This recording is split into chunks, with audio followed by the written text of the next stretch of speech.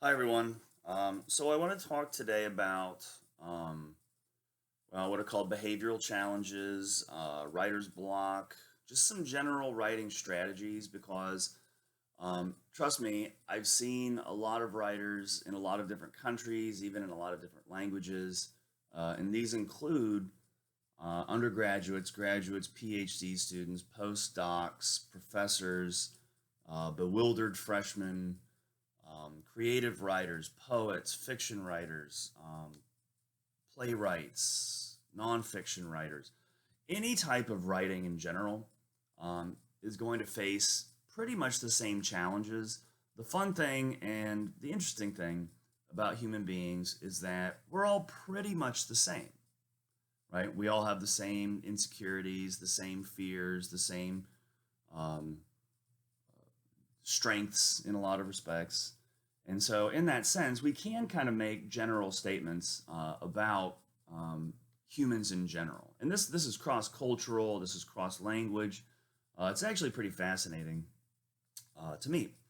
So, I want to talk about just some strategies to make you more aware of these challenges that you will face as writers. And if you're in English 300, you know some of these challenges. If you're in English 119, 120, maybe you don't. If you're in my creative writing class, there's a different set of challenges that come with fiction and poetry, but they're essentially the same thing. And I do this all because I know that since you're all taking classes online right now, and maybe who knows how far into the future, a lot of the challenges of the class like this are self motivation, right? Overcoming these kinds of easy challenges that, they're not easy, but once you're aware of them, you can just continue working past them. Okay. So here are some behavioral challenges that kind of stop writers either from starting in general or from maybe it causes them to abandon a project for a little too long or whatever. So um, now avoidance here. That's number one here. Avoidance. This is a really common one, and this is just a lot of writers. I know this. I talked about it with procrastination. A lot of people say, "Oh well, I don't want to start. I don't want to start. I'm too intimidated. That blank page is scaring me." This is just this is something you have to get rid of. Okay, waiting till the last minute, trying to avoid it. Maybe there's actually a common human trait. For example, it's called blocking. Okay, and this is actually something that people do physically. So, if something scares people, if something disgusts people, right, and this is universal, um, people tend to look away. People tend to block. They'll put their hands out, right? They'll put their hands in front of their eyes. They'll try to block that thing from their view. So people do this physically, but they also do it emotionally and intellectually. So avoidance is one of those that you just have to get over. Part of what helps in school, I mean, if you think about it in a kind of behavioral training, part of what helps in school is being given assignments all the time.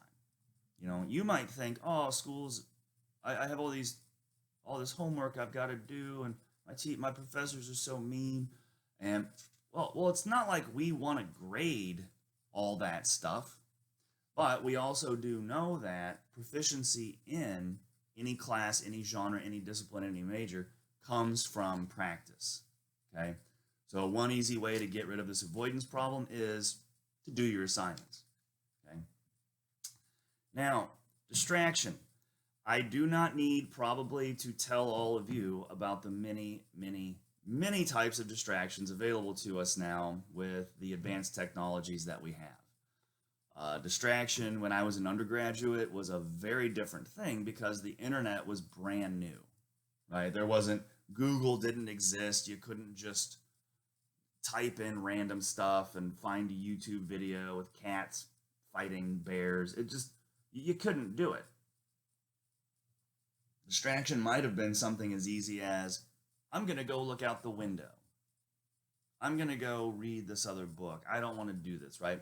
It's part of avoidance, but um, like I said in my other talk here, one easy way to get rid of this distraction is avoid your phones. Put your phones on silent. That's probably the major distraction that most of you have in your lives. I know I do too, right? My wife has just sent me 3 text messages in the time that I was 5 minutes prior to starting this, and 2 during my recording of this little lecture. So I just avoid it. I can hear the phone beep and I don't look at it. I know it's her. I don't look at it. She knows I love her. But anyway, this is just really important. Okay, distractions could also come in the form of family, children, all of that sort of thing. Okay, your boss calling you or whatever. So there's tons of distractions that we have around us. Some are imposed on us, by family, friends, etc., social obligations. Others are self-imposed because, most people are addicted to their cell phone. So distraction is another one that I know you all deal with, but try to avoid it. Feeling stuck. This is writer's block. I will talk about this here in a little bit. You'll see this. It's just down the virtual page or whatever it's called. So we'll talk about this here in a moment. This is super common. Writer's block is really common. It actually has a little bit to do with this one below us, fear of criticism and avoidance. Okay, so there's some strategies I have that may or may not work. Everybody works differently. Okay, you know what kind of writer you are. To be honest with you, I have never experienced writer's block because, as you'll see later, one of my strategies is when I get stuck in an article, in a poem, in a story, and I don't know what to do next, I just go and write something else. I mean, I almost religiously write at least 1,000 to 1,500 words a day. Now, sometimes that's papers. Sometimes that's a poem, sometimes it's a story, sometimes it's a book proposal, grant proposal, brand new article, sometimes lecture notes. I type all of those out so I have a digital recording of them. It could be a review, it could be emails, professional, personal. It's constantly writing. Okay, so I have quotas that I put on myself.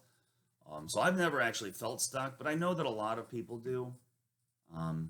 And part of what is nice about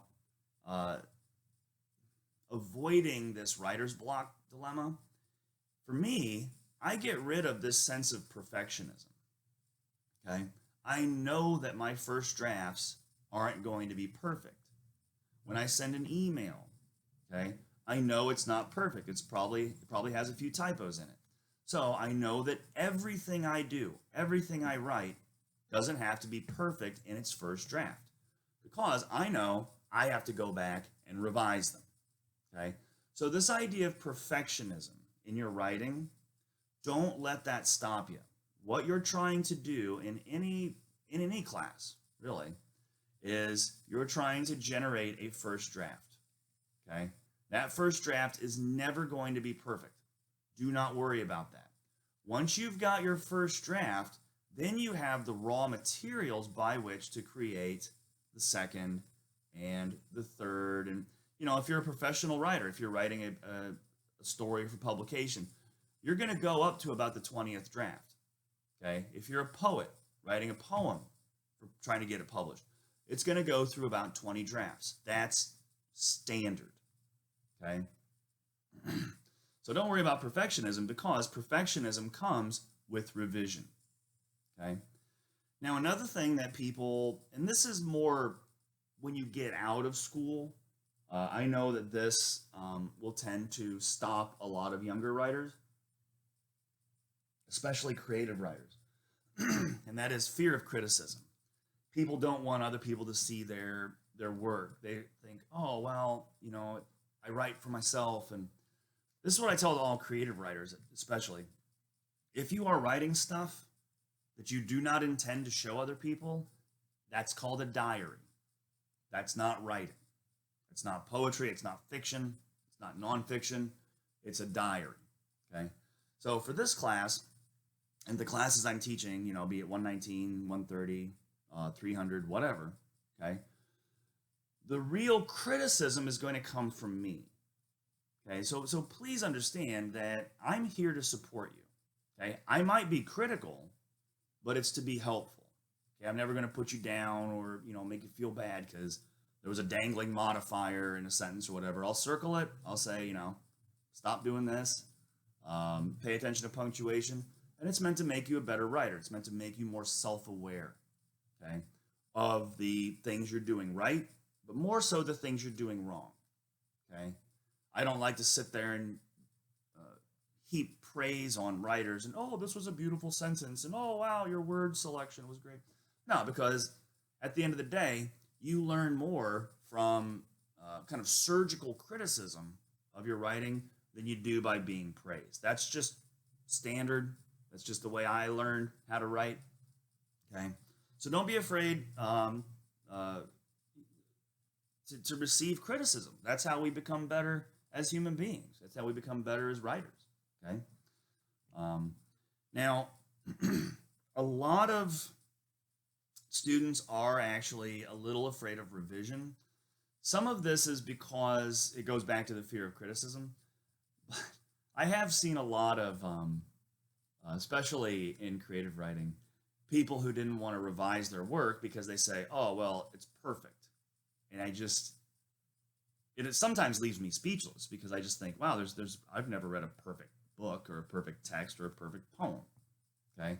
So there's always room for revision, and you have to learn that strategy. And I'll put some revision strategies up here eventually.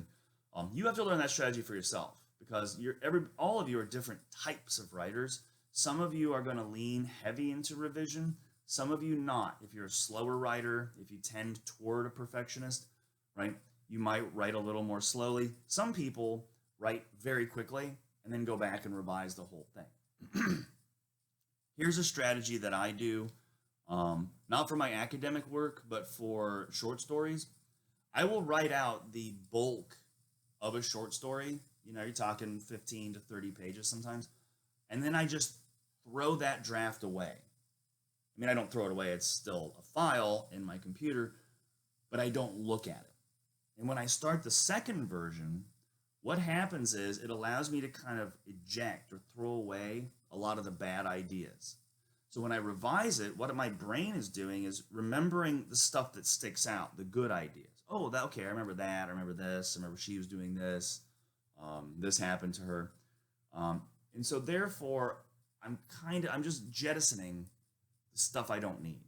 And sometimes that's hard to see between a first and about a third draft. So that's kind of how I have learned works for me. Okay.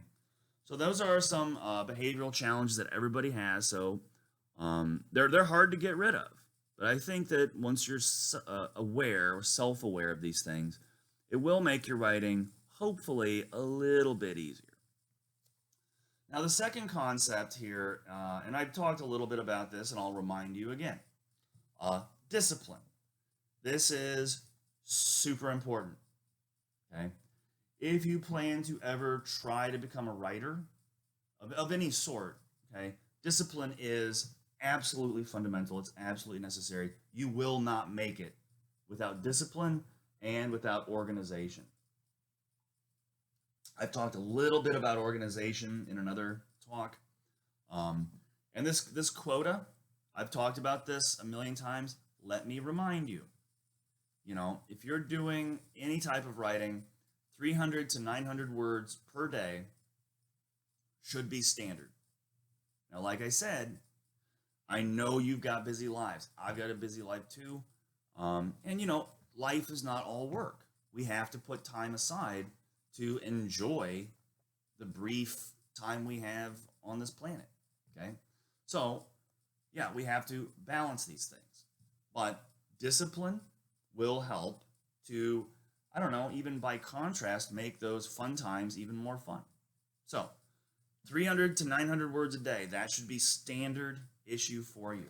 Okay, make that a rule for yourself. Now, sometimes you might uh, the quota might be something like, I have an hour to write. So maybe 300 to 900 words as a metric is not quite as feasible as just saying, okay, the kids are asleep, you know, my husband, my wife, whatever, um, they're in the other room. I now have an hour. Okay, so that's important. Okay, so whatever quota you can do it, but stick to it and make that a daily thing. Okay, scheduling is kind of similar to timing.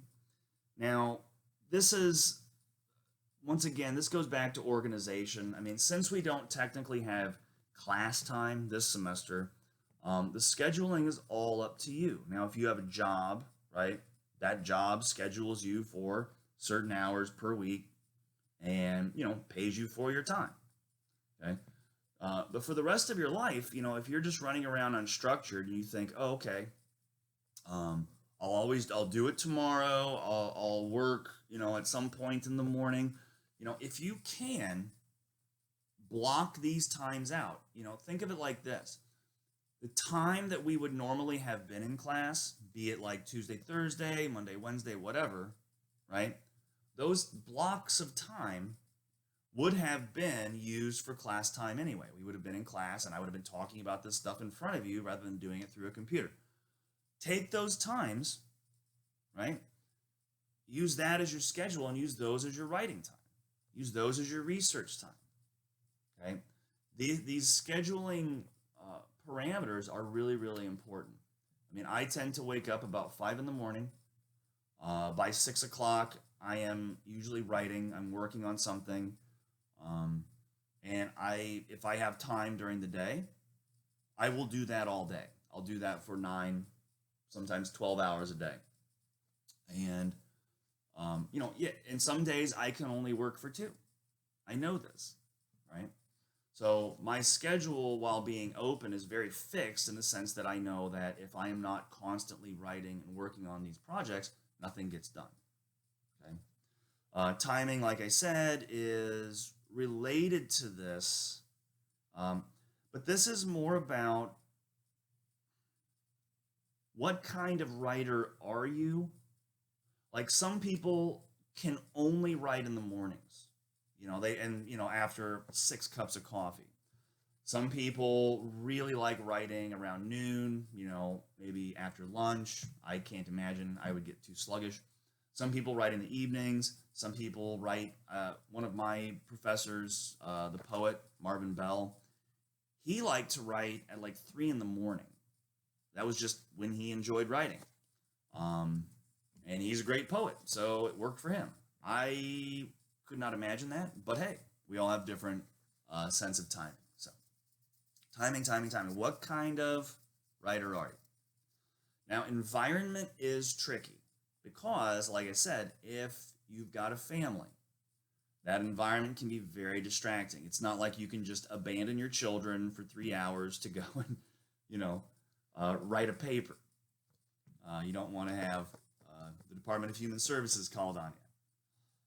But environment is important. So this goes back to the idea of distraction of cell phones. Try to get rid of all the distractions from your environment that you can, that are going to bother you. Okay, I do when I'm writing. I enjoy having windows nearby so I can kind of peer out of them or see stuff. Not that I'm looking at anything. It's just that when I get stuck in a sentence or a word, I just kind of look around and wait for something to pop up, right?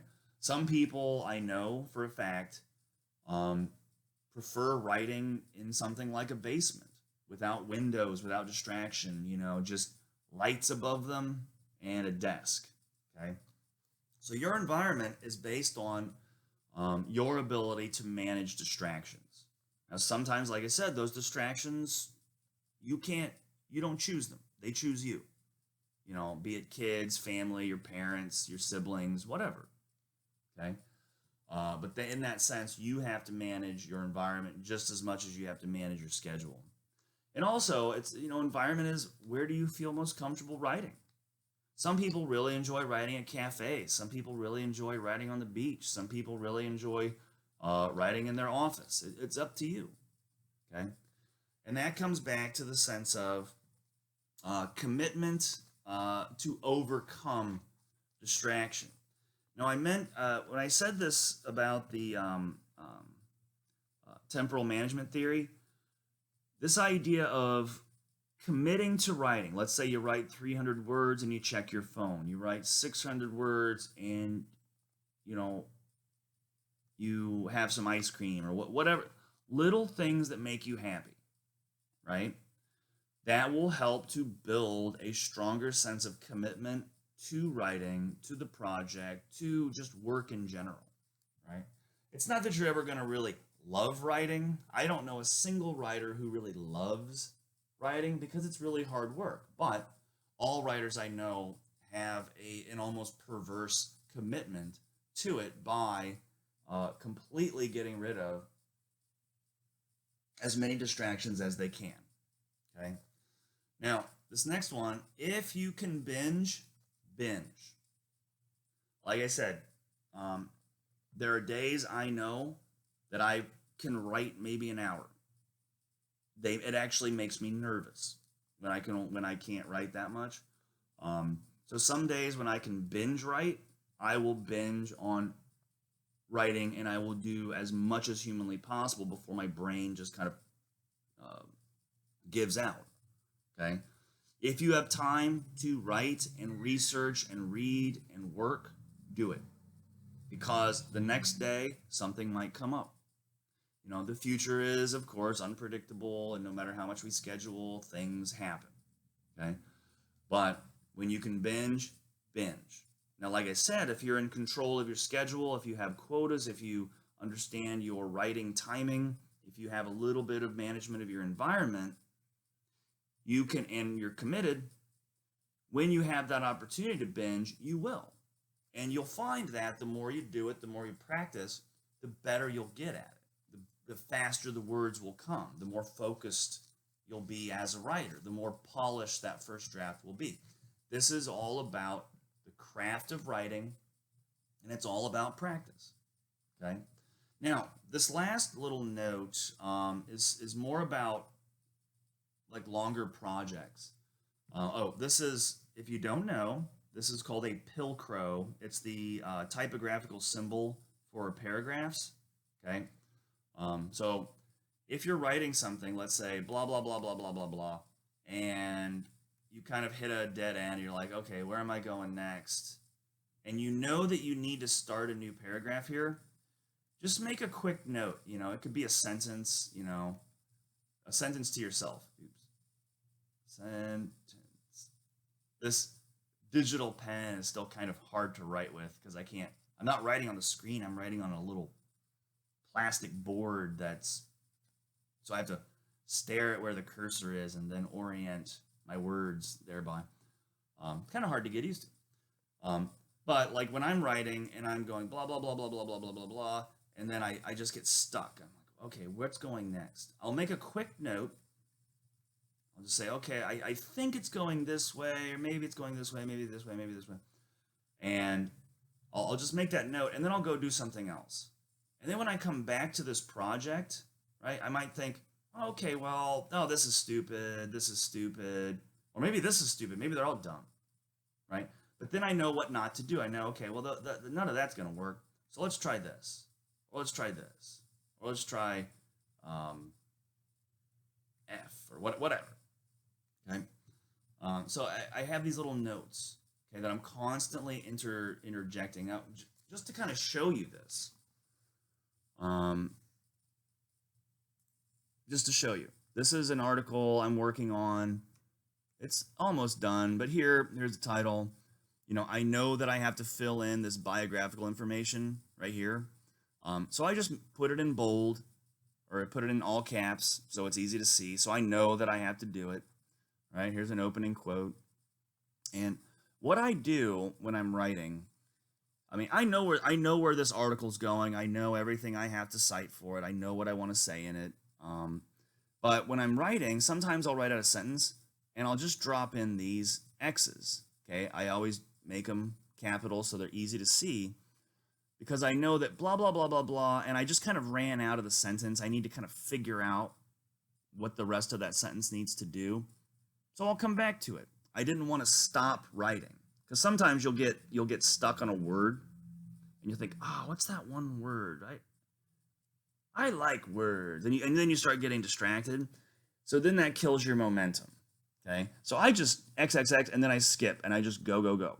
Okay, down here, here I need to finish a list, abstract symbolic representation, and I know that there are two other things that I need to list here, but I haven't figured them out yet. Okay, bunch of X's. So now I know as I'm revising this, I very quickly can see I need to add something here.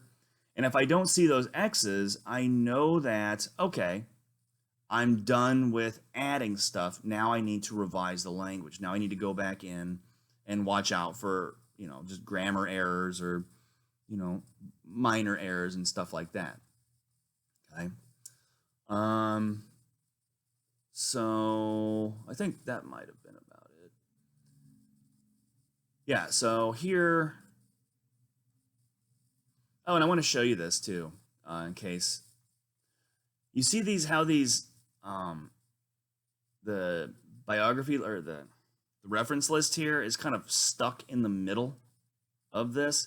This goes back to what I talked about in my other lecture about inserting citations in the bibliography. When you're inserting citations in a paper, and this is just a kind of particularity of Microsoft Word, it's kind of annoying.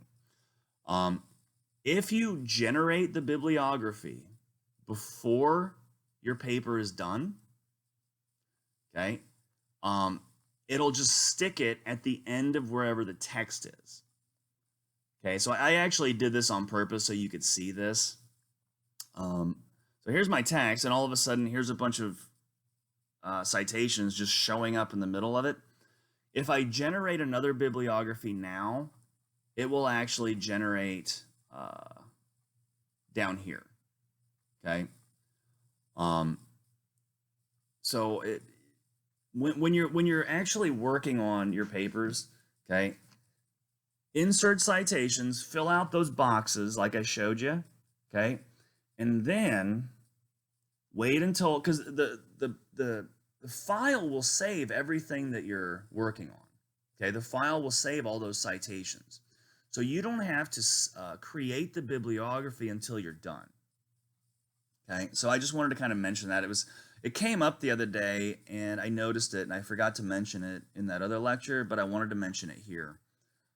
Also, if you're interested in the Fibonacci sequence, Mario Livio in The Golden Ratio has a great book on it. It's fascinating stuff, kind of abstract mathematics that show up in geometry and nature and spirals of galaxies. It's pretty cool stuff. Anyway, back to this.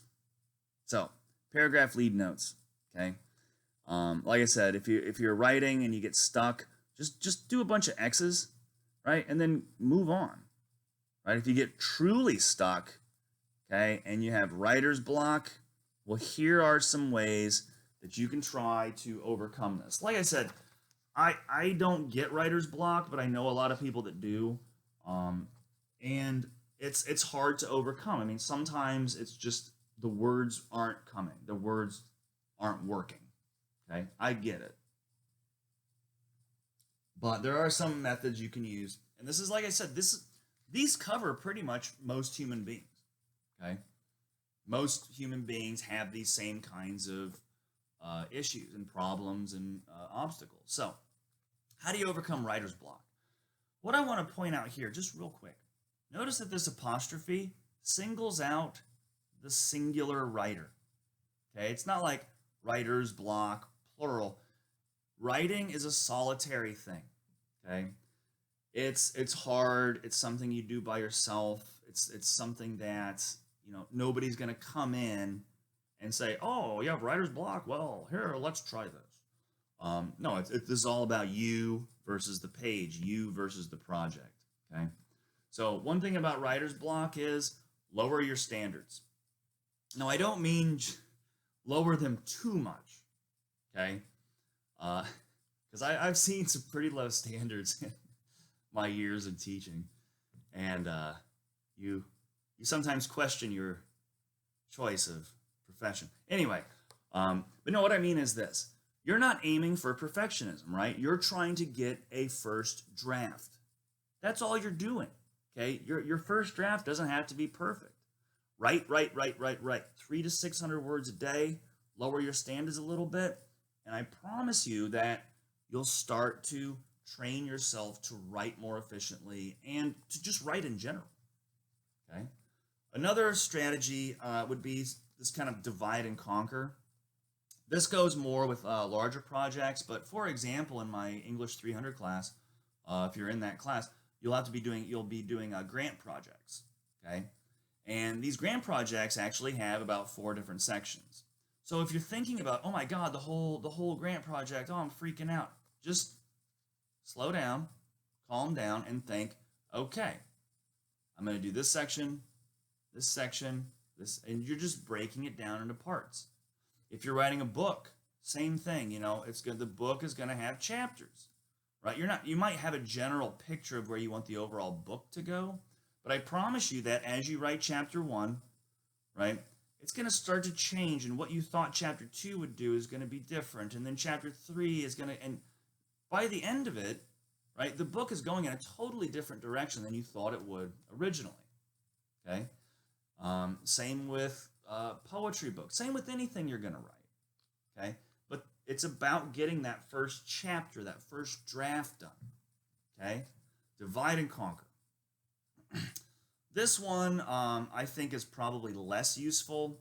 I'm drawing a lot of these recommendations from Stephen Hurd's book, which I'll put some of these chapters up as PDFs online here, especially for English 300. But sometimes writing a second version of a section can be helpful if you're really stuck. So you go back, take your main idea, and then rewrite it.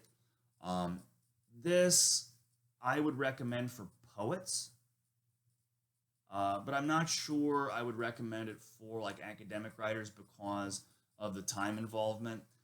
This is more like if you're really stuck, try that as a last ditch effort. Excuse me. Another idea, move. If you're stuck, get out of that office, get out of that room. Try something else. Turn your desk around, right? Put a towel over your head. I mean, whatever gets you kind of distracted from having writer's block, do it.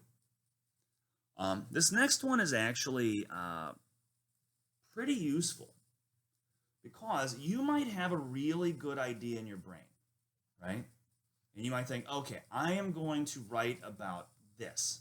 I've got a perfect idea and I'm a genius. Now, if your friend comes along and says, hey, genius, what's your great idea?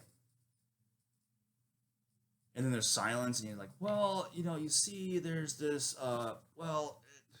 it's kind of hard to explain. It's so good, it's hard to explain. You see that there's a problem there.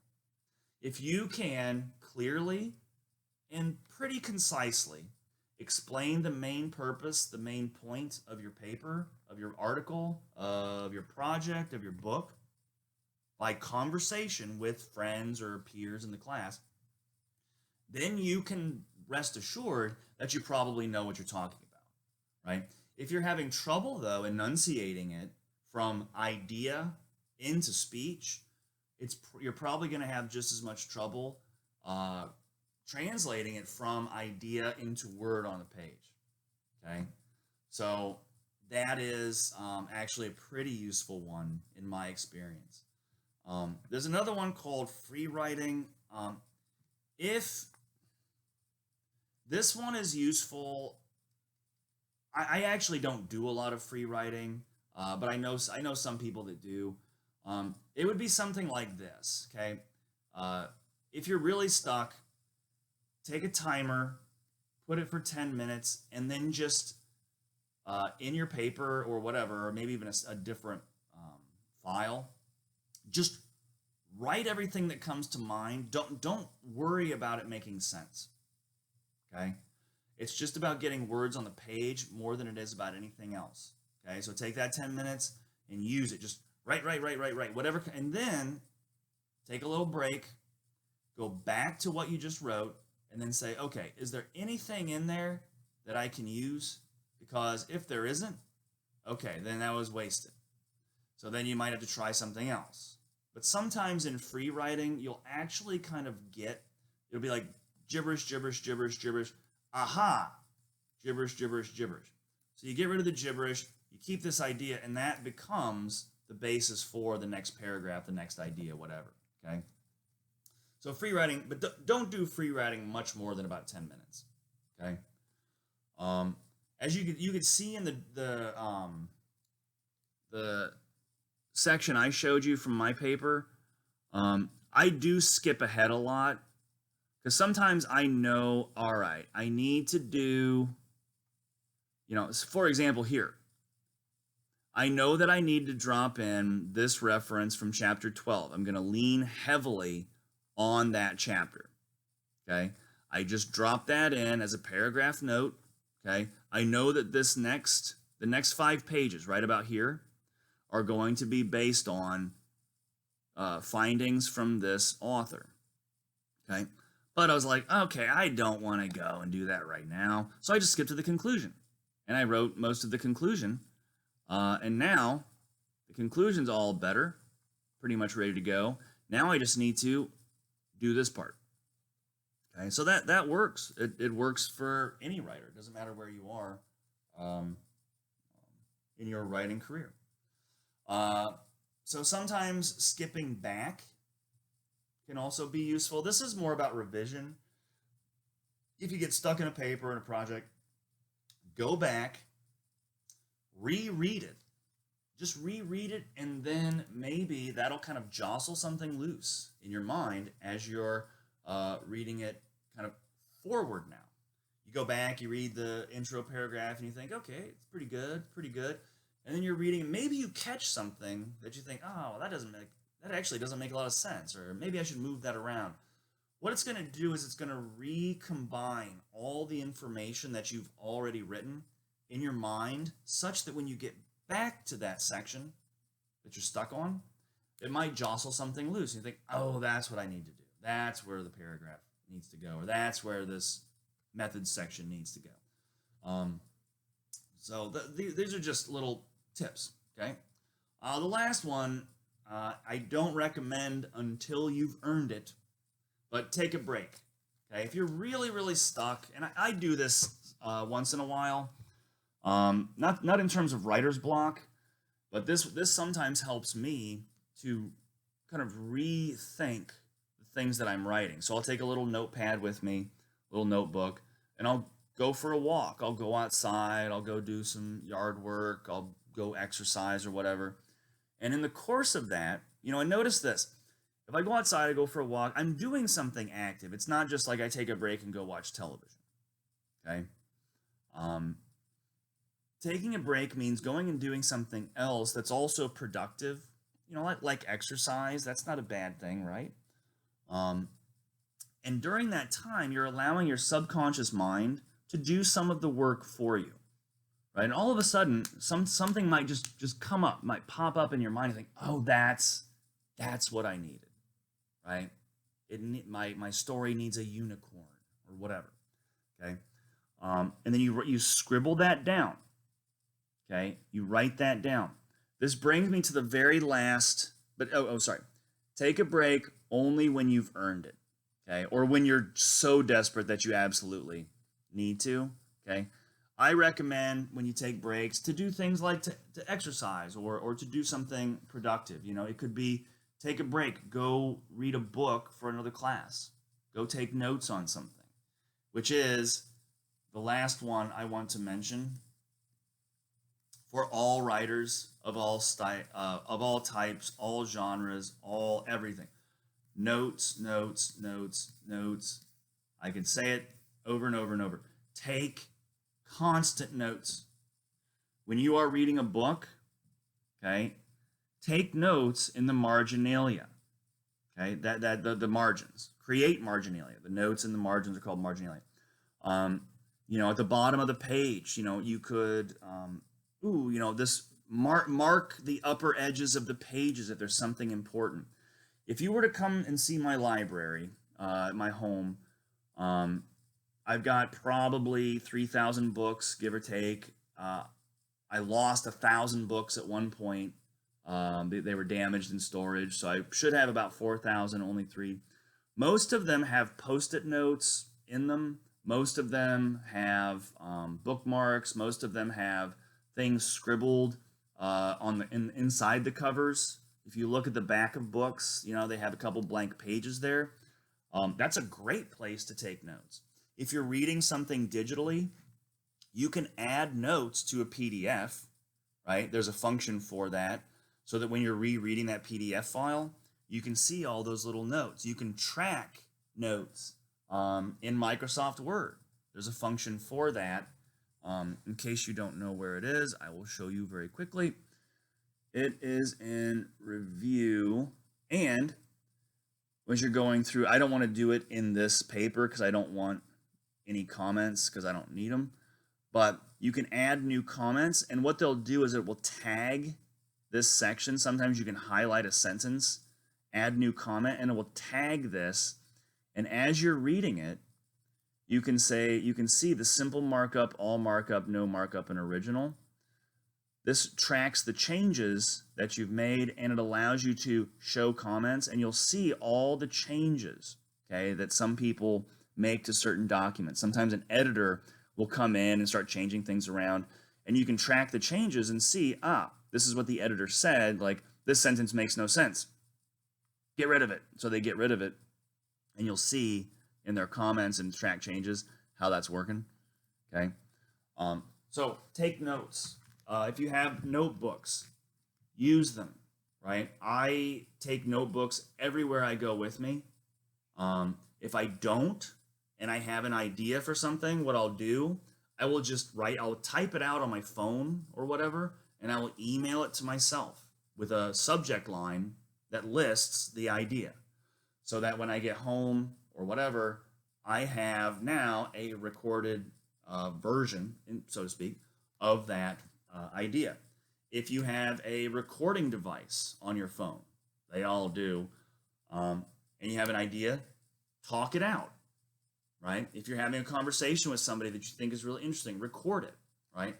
Constantly take notes, because what that does is it frees up some of your active memory, so you don't have to remember everything you've ever talked about, okay?